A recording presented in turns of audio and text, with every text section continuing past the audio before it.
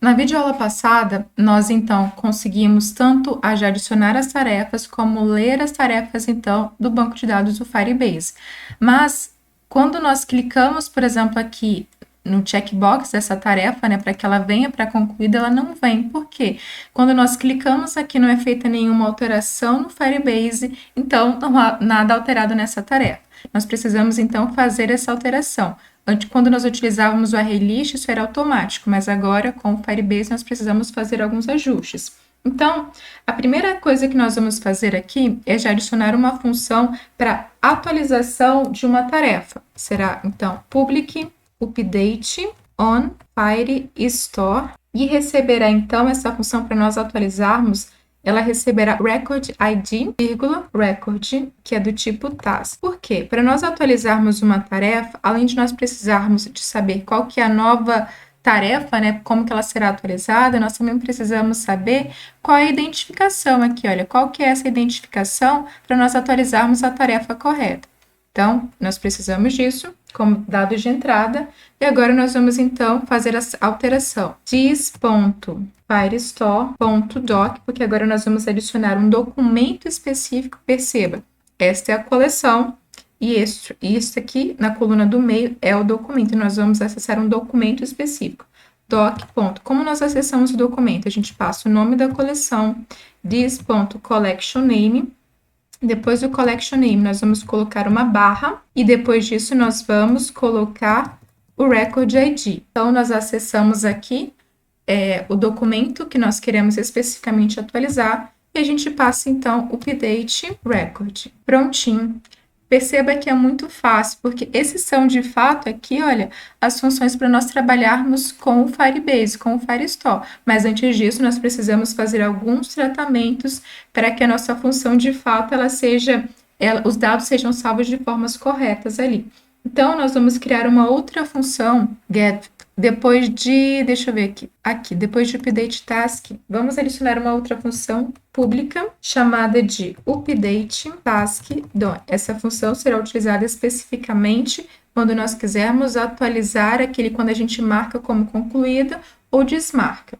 Então, ela receberá um ID e receberá a tarefa. E aí, o que nós vamos fazer? Na verdade, como essa atualização ela trata somente com tarefa concluída ou não concluída, nós vamos fazer o seguinte, task.done, então nós vamos na tarefa, no campo de done, ela vai receber o valor de negação de task.done, de forma que, se o valor de task.done é false, irá para true. Se é true, irá para false, que é isso que está sendo feito. E agora sim, nós vamos acessar this.updateOnFirestore. Nós vamos passar, então, o ID e a tarefa, porque a tarefa ela já recebeu aqui porque, na verdade, nós só atualizamos aqui esse campo, né, de se a tarefa foi concluída ou não. E agora, em homepage.html, nós vamos, então, fazer o acesso a essa função.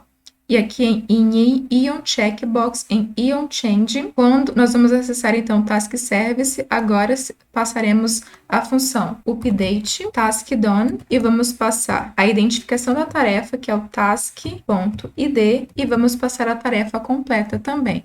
Lembrando que esse task.id é a identificação da tarefa, ele é retornado porque no serviço nós especificamos aqui, quando nós lemos do storage, que a identificação receberá, então, será chamada de ID. Nós precisamos agora fazer essa atualização também lá para baixo. Então, aqui, nós vamos atualizar aqui no NG4, esse é o valor. E também agora, no Ion Change, esse será o valor também do Ion Change, do Ion Checkbox. Aqui, então, nós vamos remover o NGModel, porque eu já sei que ele vai apresentar um erro de ficar clicando toda hora. Ok, pode salvar, eu já sei que a gente vai precisar corrigir uma coisinha, mas só para mostrar para você. Então, aqui tem uma tarefa, vou clicar como marcada, ele foi lá para concluída, então. Ele já está dando erro no getDate, nós vamos corrigir também. Mas perceba que aqui em concluída é para essa tarefa estar marcada, né, com checkbox marcado. A gente vai corrigir isso.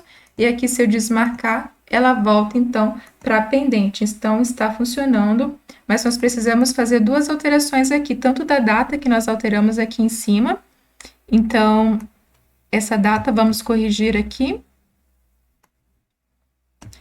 E também aqui no checkbox, tem mais uma aqui, ok?